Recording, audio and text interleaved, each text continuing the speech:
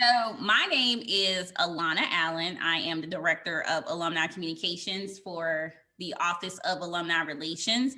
I am the one who is usually talking to you on social media, you to stay updated about what's going on with the university, also improving your marketing materials. So know, um, as you know, with the transition with the Alumni Association, the chapters were using a certain logo that was created by the association years ago. So with this transition, we had to get approval by the university in order for the chapters to be able to use a university that has been approved, meaning that all chapters reside under the university and must follow the guidelines and policies. So this information that I am presenting to you has been reviewed and approved by University Relations and the Chancellor's Office. So just wanted to give you a little background. I know it has taken a long time for us to get to this point, but please know this is something that has been really important because it's essential that the chapters have an identity and that you feel like you're a part of the university mechanism. So, oh Lord. Okay, so the formal name of your chapter.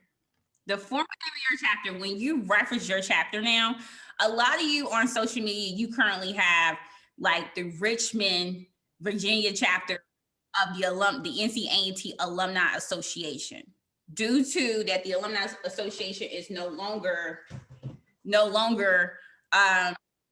active, you are now the Gate City Alumni chapter of North Carolina A&T State University. So I would like to request that you will please update your website and your social media handles to reflect that change. If you do not know how to do that, then I will help you. That may require me to log into some of your information or your sites. But if you don't know how to change the name on your social media handles or your website, I'm able to help you with that, okay? So also, if you have questions while I'm talking, you can put them in the chat because we're gonna do Q&A at the end. So for your chapter marks, you're gonna receive three versions that are trade. So you're gonna get a blue, black, and you're going to get a gold mark. So so all your marks have already been completed. They're already created. So your chapter will receive these marks that have been trademarked by the university. So you are super. So let's get down to the guidelines. So the guidelines for the alumni chapters, as far as the marks, it must be used for all chapter business. If you're doing a presentation, if you're creating anything regarding letterheads, flyers, scholarships, publications, apparel, you must be using your logo or your mark at all times. So your primary focus is to use your marks for marketing materials. Your mark must be used to promote your individual chapter and the work of the chapter, and you must have a full understanding that you represent North Carolina A&T State University, and you have permission to use the marks that are in the colors of Aggie blue, Aggie gold, and black and white. Most of us are probably not going to use the black and white version, but that was just something that was additional that the university wanted you all to have, and it's recommended that when you decide that you want to use more than one, you can only use one A&T logo. So that means if you want to use the A&T interlock and your chapter mark, then that's okay. But if you decide to do that and use a university mark, that means it has to be approved by the university. But if you use an alumni mark, then it will be approved by me, okay? So, more guidelines. When it comes down to your mark, you cannot put it on top of a busy background. It must be on a solid background. And I'm going to show you an example of it. When you print it, it says, do not print the mark in any color other than what the original is. Pretty much don't mess with the mark. Just keep it as simple as possible. Don't mess with it, okay? Do not place type or illustrations inside or within it. So if you want to add words to it, don't do it, okay? Do not print the mark on top of other marks. Like, don't put your logo on top of other logos. And an official university and alumni chapter mark should not be used to create another logo. So in regards to that, if you wanted to create a word, your mark is a circle. So let's say you wanted to create the word look or book. You would not put your logo or your mark in between that to create a word. You have to make sure it stands alone. Okay, you got to keep it simple. So here's great examples of what I mean when I say that your mark needs to be on a blank background. It just needs to be on a solid background, something that just lets us know it's standing alone. This is North Carolina A&T, or this is such and such chapter that's representing. Another example would be, so when I say a blank background, this is what I'm referencing when it says correct. You need to have it on something where nothing is influencing the mark. Like everything around it is completely just away from it. It has to be clean. You do not want to cut up the mark. You don't want to split it in half, distort it, or anything like that. So it's incorrect to cut your marks in half, okay? Let's see. So more guidelines. When the university and the alumni chapter marks appear with other logos. So let's say your chapter decides that you want to partner with, let's say we're in Atlanta and you want to partner with Spelman for a watch party. I don't know. And you decide that y'all want to put y'all's marks or logos on a flyer. Your mark must be the same size as the other entity. And if you are asked to reduce the size of your mark, and you're going to receive this, it must be resized to 2 inches because your current mark is 7.5 inches. So the smallest readability for these marks is 2 inches. And if you work with a graphic designer, they'll be able to tell you the right size. So if you say, hey, it must be, it has to be reduced in size, the right graphic designer is going to be able to know what you're talking about if I say it must be reduced to 2 inches. So that's something that's essential.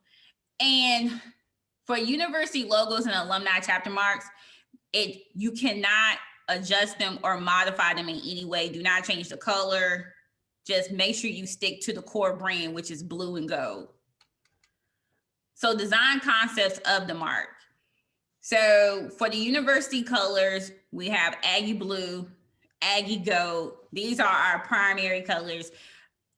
If you're working in Microsoft Word, if you're working in any application that helps you to create or design or do anything, these numbers are essential to helping you to come up with the right color for A&T.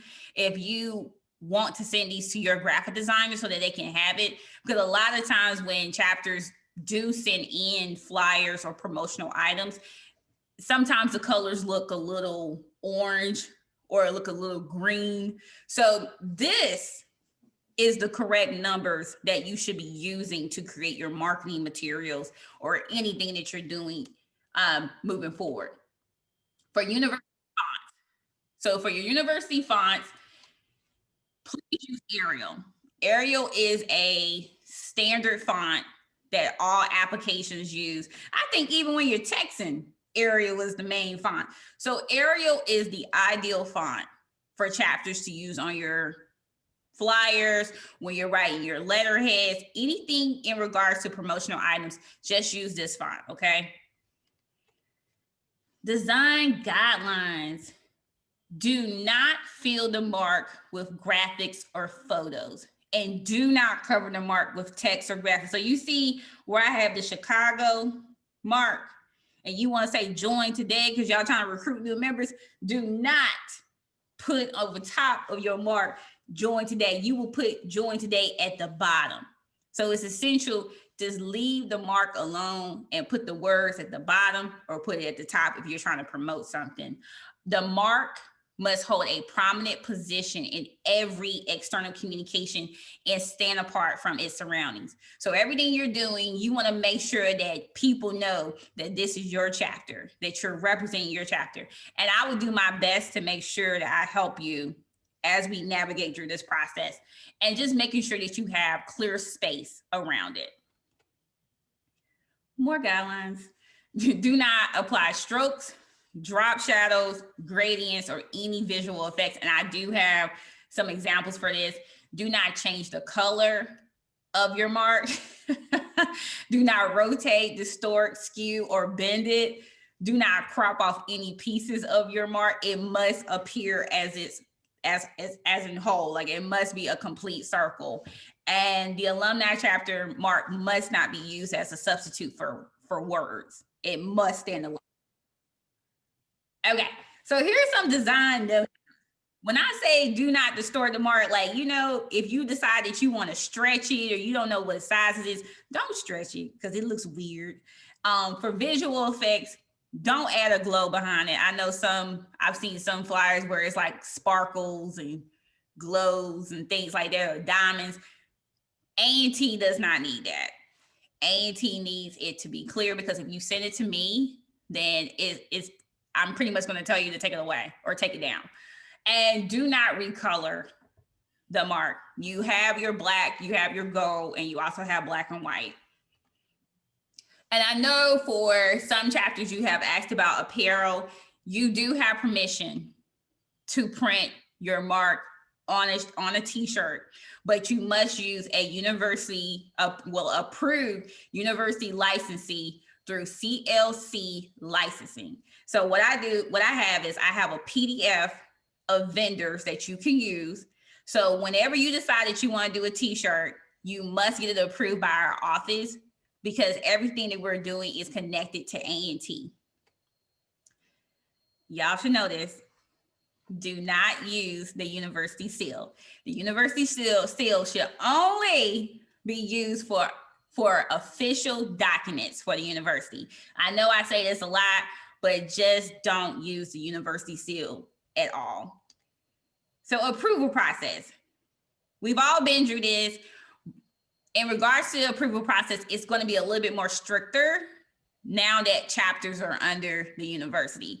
So I request that you submit your material within 2 weeks of the due date that you plan to distribute online to anybody that you decide that you're going to do it. You can send it to me and the alumni chapters at ncat.edu.